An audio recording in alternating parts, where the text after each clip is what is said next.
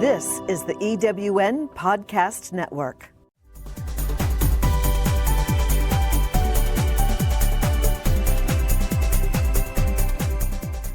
Welcome to Prime Spark, the podcast that brings you conversations that inspire, celebrate, and empower women over 55. The second women's revolution is here, and it is time for us to fuel a spark that will ignite your way forward, illuminate your path, and reflect your gifts in the world. Now, here is your host for Prime Spark, Sarah Hart.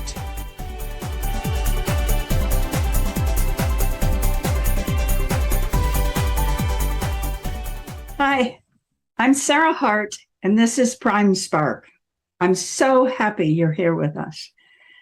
Prime Spark is designed for women over 55 or close, with a goal to help us all live our happiest, most fulfilling, and productive lives, now and in the future. The mission of Prime Spark is to change the way our society sees and treats older women. That's a big mission, which only means we all need to be involved and we need to get going now. And today I have the great pleasure of talking with Darla Evon, a woman whose work I greatly admire. Darla Evon is an international speaker, best-selling author of Broken to Beautiful and Short, Sweet, and Sacred, as well as a Transformational Life Mastery Coach. Darla is board certified as a master practitioner of NLP and mental and emotional release. Darla believes in a world where it's never too late to do the damn thing. We are experiencing a planetary transformation. It's time to own your own future, unlock the path, and finally do the thing you've been putting off. Darla shares how to live life with heartfelt purpose and passion.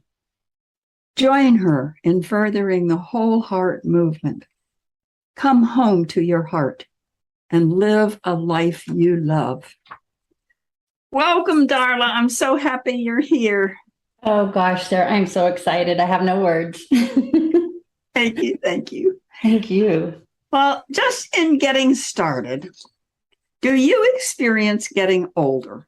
If so, what is that experience? And if not, why do you think it is that you don't?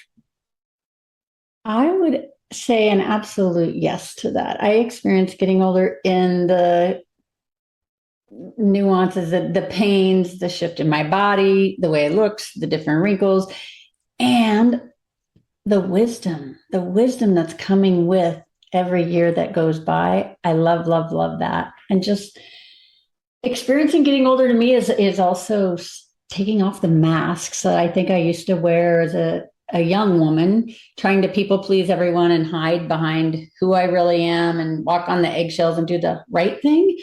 And it's about honoring myself. So I'm experiencing getting older as a joy, like having gratitude every day and being free to be me. And for me, gratitude every day comes, I've had 2 near-death experiences, and that really woke me up to like, life isn't forever. And so whatever the damn thing is that you want to do in your life, like wake up to that now, because none of us know.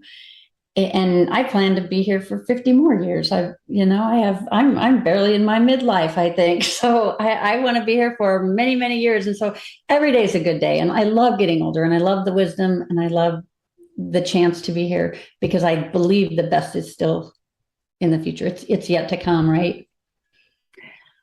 Darla, I've talked to hundreds of women about, and I always ask some form of that question because I'm curious. And I haven't done this statistically, but I'll bet you 98% of the women I've asked that question say pretty much what you've said. Yeah, I feel it in my body, when I get out of bed in the morning, and I feel better than I've ever felt. I feel more me. I don't care what people think as much as I used to.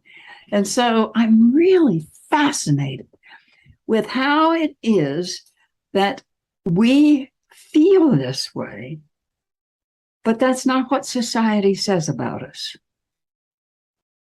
Right. Right. And I don't understand that. I just don't. I mean, I think we're well, I want to hear you talk about the transformation in the world, but I see us also as we're transforming how we see aging, because it's just not what we've been taught. Absolutely. I resonate with that. I think of aging and I think of this feeble, meek, geriatric person that's unable. And I feel we are in a transformational time where we're reframing what aging is. And it's where we get to take back our power. And there are no generation. To me, I don't see the generational differences. I guess I look at it as this unity and this oneness, and we're just in a different stage of life. It's not about the age and how we're all more alike than we are different. So I don't give a shit what age people are. Like, I don't see that. I don't see the color of our skin. I don't see the age of the number of birthdays we've had. I don't see any of that. And how can we reframe that to I think as women too, going back a little, like, we are so conditioned to take care of everyone else, right? And so we simply forgot who we were because we had to take care of the kids or the husband or the career or all the stuff.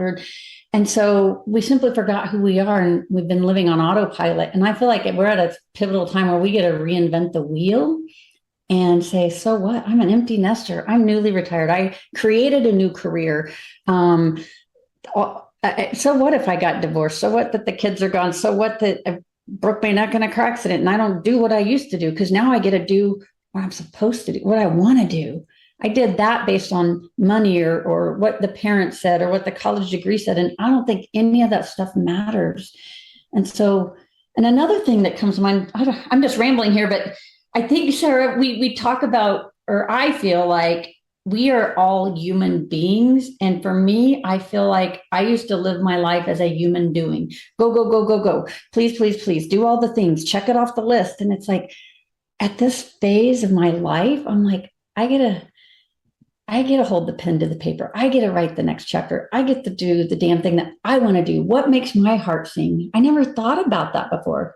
I thought about what would pay the bills better, what looks better on paper, what's the career that everyone's getting, and that's not what it's about. And so, what if we could reinvent that and teach the younger generation that look up to us, and for myself, looking up to older women, like we should all have a mentor, like coaches need coaches, right? And so, who could we be a mentor to, and who can we have as a mentor to teach us these life lessons, right? Yeah, I love that, Darla. I have for a while thought, I mean, this won't happen, but I have thought for a while, what if we just did away with all the generational language that we use so frequently now? So there's, baby boomers and Gen X and Z and what if we just don't do that and think of, we are obviously different because we're on a continuum, right? And we're progressing through our lives, but we all have so much to teach each other, no matter where we are. And if we could just see ourselves on a continuum, and I can learn from people who aren't as far along as the continuum as I am, and I certainly can learn from people who are farther along on the continuum that I am. But I think it's exciting to think of trying to build really good friendships with younger people and with older people. That's brilliant, I think. And you said something, this is what I say all the time. The life we live is a lesson we teach. And so each of us is a gift, no matter what stage on this journey that we call life. Like, all of us have a gift. So who cares if we're the middle age or the X gens, or I think do away with all that. And we get to choose each moment to live, to step into that, and to choose joy, to choose kindness, to choose the experience, to choose these opportunities of growth, to take the lessons we've learned and pass them along. And we get to reach out to our mentors and be taught the lessons. So we don't have to reinvent the wheel, right?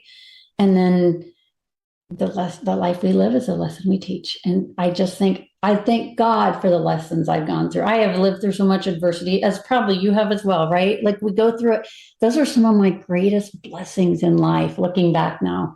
Like, thank God for the lessons. Thank God I fell down and dusted my knees off and I learned resiliency to get back up, and that I am a gift and that I get to go out and teach my experiences now to other people who maybe could learn the lesson so they don't have to fall down as many times as I did, maybe. So I think the world needs all of us just to bring who we are, our best self in this moment, whatever stage or age that is, and just come into that with a whole heart. We are all brought here to be, do, and have more than we know. And again, we simply forgot who we came here to be. And I think some of us too, our dreams have been depleted by abuse or divorce or losing the career or going through cancer or having a son go to prison, all the things that some of us have gone through, right? And so if we could just come back to that sacred space of our heart and learn the lesson, to know that we are in the driver's seat of doing this damn thing, and return to the truth that really anything is possible, doesn't freaking matter the age, that would be the ultimate dream life, I think. And I call that the heartland. That's the whole heart movement to me. It's like, come back to that. Come back to that, people. So your first book was Broken to Beautiful, right? Correct. Yeah. So when people hear you speak about Broken to Beautiful, what reactions do you hear most often? Oh my gosh, I had no idea. Like you look this way, and because we judge, right? We think, well, you couldn't have gone through anything because you look all put together. I didn't know you went through the car accident and a spinal injury and a abusive relationship and a son in prison, all the things that knocked me down for so long. And yet that judgment comes out, that judgment of, well, I had no idea. And so that's the number one thing. And just the inspiration, and to know that, there is beauty amongst all of us have broken pieces, and it's what we choose to do with those, and that we're all capable of putting these pieces back together, right? And it being more beautiful than it ever was before. So how can we find gratitude every day, even for the shitty parts? And so that's what I get a lot of. How do you explain how you've been able to do that for yourself? It's mindset, really. And it's shifting in having gratitude, really, and gratitude every day, because we can go down and wear the victim hat, right? Like, oh, woe is me, this happened and this happened and this happened. So, and I did go down that path for a while. And when I lost my career in dentist, I used to be a dental hygienist cleaning teeth, and I broke my neck in 2007 in a car accident and lost my career. And so I've reinvented myself. Like, what's next? Am I supposed to be on disability forever? I'm not disabled. I had an event that happened, but I'm not going to attach that label to me. And so it's like, how can I reinvent myself? So now I am no longer a dental hygienist. I'm a spiritual hygienist. I wasn't supposed to clean teeth. I get to clean souls and clean up I'm part of the cleanup crew, I call it, the messy parts, because we all have messy parts. So how can we reframe the bad and look for the good in a bad situation? How did you get there? How do you so you went through, oh, poor me, oh. And then you say that gratitude helped, but that's a big leap. It is. How did you get there? How do you account for that? It's making a decision. I made a decision. I'm going to draw a line in the sand, because I had been sitting on the sidelines, Sarah, of life, just watching it go by. Oh, this happened. Oh, this happened. Oh, who am I? I can't do that anymore because I can't do dentistry, and I can't do this. And who's going to listen to someone that's been divorced, and that I had a son that went to prison for a couple of years, and no one wants to hear that story because, but these are my greatest moments. It's what helped me the most is being authentic, being vulnerable. Sometimes I've cried through it on a stage. I've cried, like being just real and giving people the permission to say, oh my God, me too. I get that. I've been through that too. And that we can reframe it. So what, now what?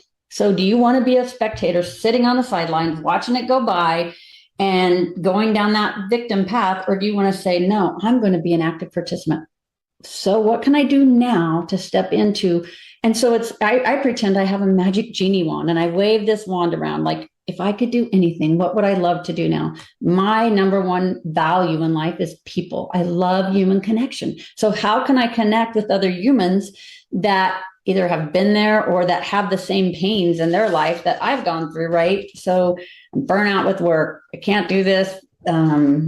All the roles and responsibility. I forgot myself. There's not enough space to love anyone else, yet alone myself. I feel guilty at doing XYZ for me. It's overwhelming, right? All the things. And so I started going down that path of personal development. I started journaling a lot, connecting in nature, and just really just doing a deep dive to what's next and what's possible, and waving that magic wand, if anything were possible. And so I started seeing changes in my life. And so it's like, wow, I could go out and help other people who've also, one of my biggest things right now is prison ministry. I have such a passion to go help reintegrate these people and set them up for success. Tonight, I'm doing a live workshop at a homeless shelter in a local community here in town. And I love pouring into them because we're all just one mistake away from being right there too, right? And so who are we to judge, no matter what age or stage or events that have happened in our life? And then just overcoming the adversity and teaching other people how to do that. So it's making a choice, getting clear. I decided this life isn't for me. I'm not going to sit here and watch this go by and be this poor me thing. What can I do with the lessons I've learned to go help other people that may be in the same boat? And it's been such a gift. And the relationships that have come from it have been amazing. And it's really shining a light wherever there's darkness. That's really, I would call that my legacy, just bringing light and unity and oneness conscious to anywhere there's darkness in the world, because we're all more alike than we are different. And if we could collaborate instead of having all this freaking division that we have in our world, right? And reframe that too. So yeah, it was just a decision, and then getting clarity on what's next. So what, now what? And putting on my bootstraps and saying, these are the lessons I've learned. Let's write about them. Let's talk about it. This is what helped me. Do you feel the same thing? How can I help you? How can I help? And coming from that servant's heart, it's not even about the money. Like, it's not, that just comes later, right? As part of this new reinventing of myself, speaking for me, and then doing the damn thing, continuing to dream and dreaming again, because I stopped dreaming. And a lot of us as women too have stopped dreaming, right? Because we think, oh, we're too old, or we don't have that degree, or, oh, the money in my bank account doesn't support that dream. I don't buy any of that crap anymore. It's never too late to do that. That's so wonderful. That's so wonderful. Yeah, it's I think it's a real work in progress for women, because that is not what we're taught, most of us. I mean, that's a big generalization. So describe your next book, Short, Sweet, and Sacred. Describe the book. So that book, I collaborated with some other life coaches that I got certified with through the Brave Thinking Institute. And so we were talking one day in a group chat, and we're like, we all have a story and this deeper knowing of something we've learned in our life, an authentic story, like how to become more vulnerable. How can we share something either inspirational or something that we could share an insight to, if it changed one person's life, what would that story be? So the other authors and I came together. And so my story in that book, and so some of them are over discovering a dream, career, having courage after divorce, grieving through the loss of a child or spouse, maybe a victory, or navigating mental health issues. My story in that book is called The Visit. And so mine is that book. Oh God, I still get goosebumps. They're God bumps every time I talk about it. But The Visit for me was a story of non-judgment. It was the first time I visited my son in prison. He was sentenced to 6 years for a drug offense. And I blamed myself for a while because he got addicted to pain meds. He'd taken my pain meds as a teenager when I broke my neck. I had no clue you're supposed to lock your medicines up. So I blamed myself for a while, but that's a whole nother story. And I've forgiven myself and him and everything moving forward. But the first time I went to visit him in prison, I had so much judgment. I was angry I was there. Like, why am I even here? I didn't raise my kid. He didn't come, this isn't how he was raised. And then I was scared. I made it all about me. Like, oh, am I going to be safe on the other side? And so I take myself from point A, leaving my car in the lot at the prison grounds, going through the metal razor wire fence, going through the scan of the, and they pat you down, the dog sniffs you, you go in this holding room and you're in this cement room and it was so scary and cold and just a sterile environment. And on the other side, when that door opened and I got to go in this visitation room, a place I never thought as a mom I would go to visit my child, all I saw, Sarah, was love. I saw men in there that were connecting with a mother, a wife, a child, a grandchild, a grandparent, whoever. Like, they sit you knee to knee in these tables. You don't get a hug because there's no contact. So all I want to do is just hug. And he's still my child. I love him. I forgive him. He made a mistake. And all I saw was love all around. And so I was just a witness to that. If we could have less judgment and how we're all one mistake away from being there. Did you drink an extra glass of wine that night and swerve on the road and hit a car and kill some people? It happens that fast. And there are some amazing people in there. And I just observed, like, floated above myself and looked down at the people in this room. And I sobbed, first of all, for seeing my son. And then it was the most enjoyable lunch I'd ever had with my son. I bought him a cold chicken sandwich out of this vending machine and some pretzels, and he had a soda, I had water. And it was the deepest, most meaningful connection I've had in my life. And I wouldn't wish that on anyone, but it changed my life. And it's about forgiveness, about not judging. We don't know how they ended up there. And how quick are we to forget, to judge, oh, you're a felon, and oh, you're this. And these people come out and they're set up to fail again. And it's this revolving door. They go back. They have no support. People gave up on him. My son, several of his family members didn't talk to him when he only served 3 years because a good time. It was nonviolent offense and he did all the right things. And he's an amazing soul. And he has a story now to share. When he's out, like, he's out mentoring men, going, this is what worked for me. This is what won't work. This is how you do it. Like, and how you can shift that mindset and reframe it to, write the next chapter in their book and set them up for success, because they come out of there. But anyway, going back to the story, it's just about the visit to prison. It was the most special moment in my life. And I still can cry about talking about it, but it taught me so much. And I know that I can help other parents, other siblings, other people that have a loved one in prison, that it's okay. And you can love them. And all we all want in life, Sarah, is to love and be loved. And to be forgiven, maybe for something we did, that we made a bad choice in that moment, in that split instant. And so I've learned a lot of lessons through his journey. And so with that, Sarah, this is beyond the book. I applied for a grant recently, and I've just recently found out I'm the recipient of this grant. And it's just from the angelic realms, I swear. It's divinely guided. And it's to go help prison ministry, to go help homeless shelter, people that maybe have been knocked down, but I go do that work, and there's not a lot of money for me to pay my bills, right? But what if I could get paid to do that and collect other people who have walked the walk? They don't need a degree to go teach and connect with other humans about their journey in prison and what worked and didn't when they get out. So what if I can have people collaborate and take them through my coaching program, and then we go and we love on people together, and almost like a life incubator, and just bring them back, a 6-month program where we just teach them and love on them and show them what's possible. So when they know better, they do better. And so their next stage of their life can be better. And so I find a lot of joy in that. That's wonderful, Darla. And congratulations on the grant.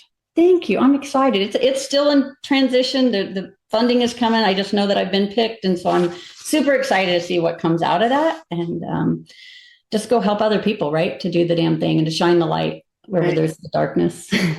Right. See, they can see that they're not what society thinks they are. All the labels, right? Like you were saying, the labels with aging and the different, it's like, that doesn't, those are man-made labels. Right.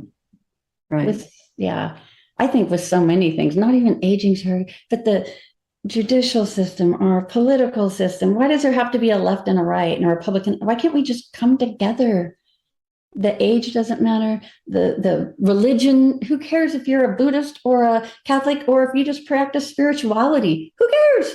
Like, why do we have to have all the labels of all of this stuff? Those are questions I have. Yeah, those are wonderful questions. And if anybody has an answer for Darla, let me know, because we'd all like to know the answers to those questions. Yeah. But Darla, what dreams have you not realized yet? I mean, what do you see as next? A big dream for me is traveling the world. And I have started recently. I've gone to Australia for a couple months and I went to Europe for a month. Those have been my biggest trips. But I really want to take this work into the world. Like, what if I could wave my magic wand and go do these humanitarian projects at a global level, and like not just here in the state of Kansas or Colorado or the Midwest, but take it and being open to how this is all going to unfold, and really creating a village. Like, that's a dream I have that's not yet realized. Like, and Spirit keeps telling me, like, I've really been diving into meditation and the answers are coming. Oh my gosh, this person would be great to collaborate with, like to do this part of this project. And the names are coming, the people are coming. It's like, if you think it, you can create it, anything. And so that's the dream not yet realized. And I love to say this. I say FTH, forget the how. The how doesn't matter. All I have to have is an intention and a dream, and take a little action every day, and the how works itself out. And so the dream not yet realized, traveling the world and taking this project to this next level, I don't have to know the how. All I have to have is clarity in my intention. And I know it's going to get to that point. Well, I can feel it. I don't think there's any doubt about it. Thank you. So when you leave this earth, what do you think your legacy will be, and what do you hope it will be? My legacy, my biggest legacy would be connection with people, just authentic, vulnerable, meaningful connection, and bringing light to wherever there's darkness in the world. She shined this light and she gave me hope, because I had a lot of darkness in my life and I didn't see the light. And so what if Darla's light illuminate? It's like the ripple effect. You throw the pebble in the water and it goes out. Same with the light. You light a little corner and then they light up a little, and then it lights up the next person. And so it's just bringing light to other humans. I love that. I love when you said, I mean, what I just resonated and reverberated when you said was, Darla gave me hope. That's wonderful. Yeah, that one chokes me up a little bit. Yeah, wonderful. So you've done so many things. Of everything you've done, what are the 3 things you're most proud of?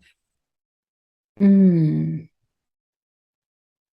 things I'm most proud of. The first would be overcoming adversity. I look back at my childhood and I think, how did I not turn out to be a prostitute or a drug addict or something not so good? But I used the pain and made that my passion and made that my person. So the first thing I'm proud of is overcoming adversity. The second one would be the relationships I create with people. I love meaningful relationships, like the kind that you don't wear the mask and you have to think there's an agenda. And whether it's with my kids, my friends, my colleagues, if it doesn't add joy to my life, I'm not going to be part of that relationship. And I'm very intentional on who I spend my time with. If it doesn't feel right, I listen to it. Where in my younger days, I probably would have just done, followed the path that everyone goes down. And it's like, I am really intentional. So my relationships, those deep, meaningful. And then the third thing I'm proud of is doing the damn thing. Just continuing to dream, continuing to say, what's next? And what if that were possible? And shining light on that. That's wonderful. That's wonderful. Well, I don't think there's any doubt with what, not only are you doing all of that, you're just going to continue to do it, and it will be bigger, and you will have more and more and more influence. And that is wonderful.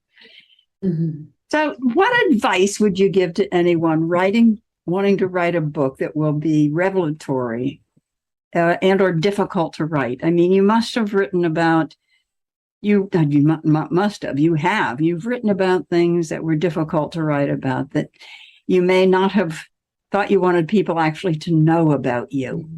And so somebody has a book they want to write, but they're not sure about all that. What advice would you give?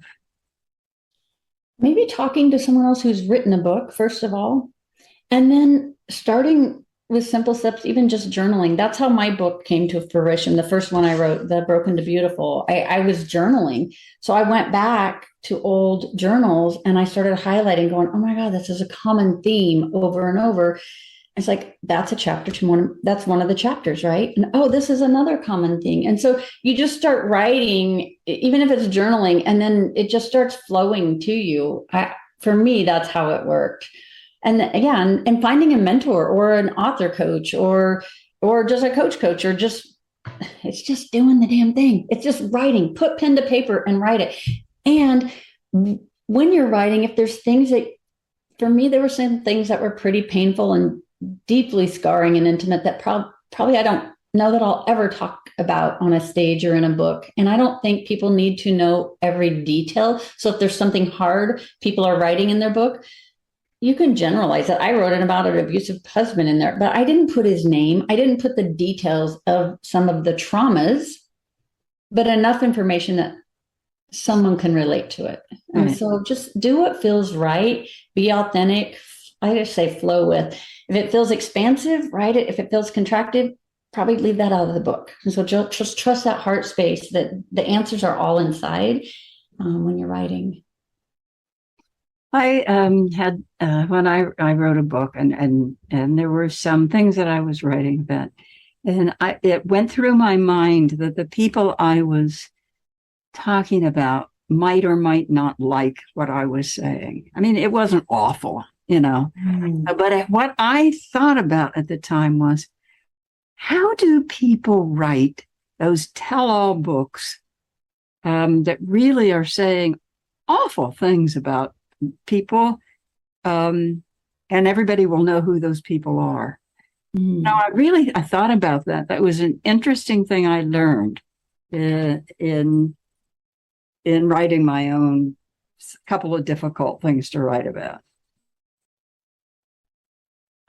For me, it didn't feel expansive to write all the details and to put, and some of the people I was writing about are still alive. Right. And I feel like, who am I to run their legacy? They already know, and they have to deal with what they did. So and I've had other people give me feedback. Well, Darla, it would sell 1 million copies if you would write about the details of this, because people like the juicy stuff, right? And this and that, and the nasty stuff. And I'm like, it didn't resonate with me. Like, I didn't feel like that was something I wanted to do. And are you going to piss off a few people along the way? You might. My own mother. I love my mother dearly. We have a great relationship. We've worked through stuff. I have forgiveness. However, when she found out I read a book, some people, because we're in a small town in Kansas, some people she knows read the book, and they're like, oh, I didn't know, blah, blah, blah, blah, blah, and so she's like, how dare you let the elephant in the room be known to other people? And it's like, I didn't even shine a light on a fraction of it, honey. I'm just telling my story to try to help other people. I'm not doing this to condemn someone else. And some other feedback I got was from family members more than anyone. Another was from a sister, because I said something, and she's like, I caught my sister in my parents' closet with a gun to her head when we were in high school. We were going through some horrible abuse, and she had had enough. And I found her, and I go, don't do it. We're almost out of here, please. And I mentioned that just literally in a paragraph in the book, no detail. But she's like, that's not your story to tell. But it was my story, because it was how I perceived it, how I witnessed it, and how we overcame that. And so she was embarrassed that I shared that, but it wasn't to embarrass her. It was just to shine a light that, you know what, there can still be some hope.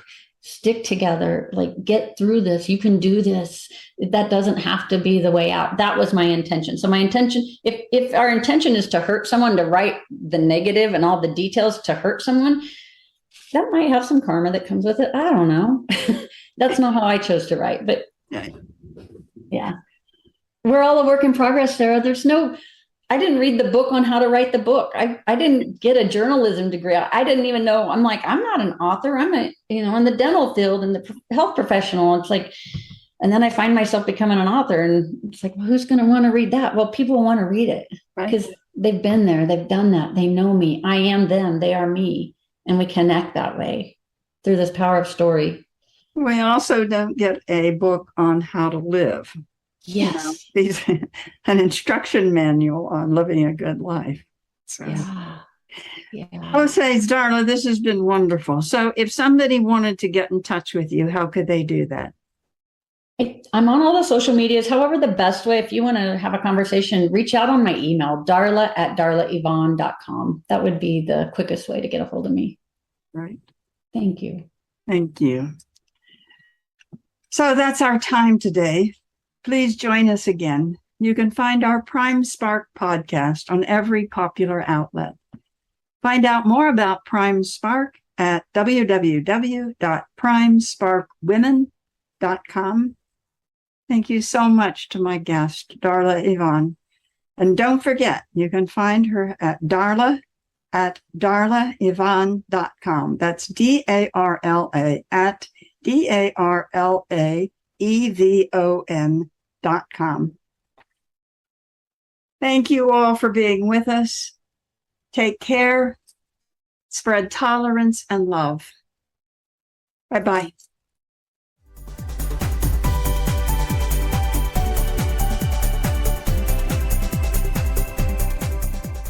Thank you for joining us on Prime Spark.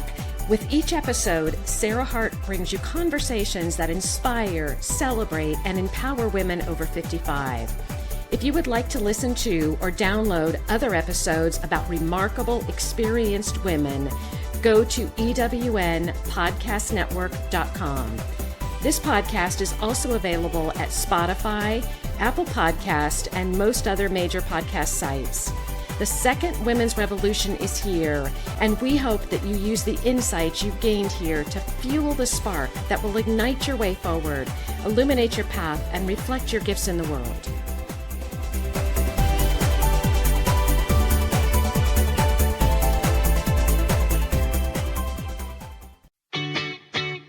Have you ever asked yourself this question?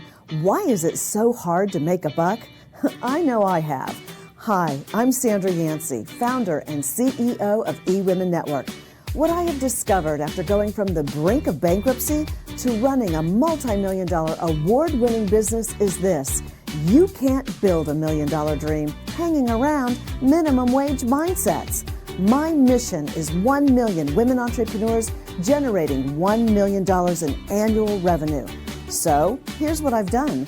I've created the mother of all entrepreneur success programs that you can access online on your time. It's called Monetize Me Now. It's a 7-module online course that is 100% my success formula, covering mindset, mission, management, motivation, marketing, and measure. Come on, take my hand and I'll show you the way to learn to earn flowing revenue for your business. Visit monetizemenow.com for details.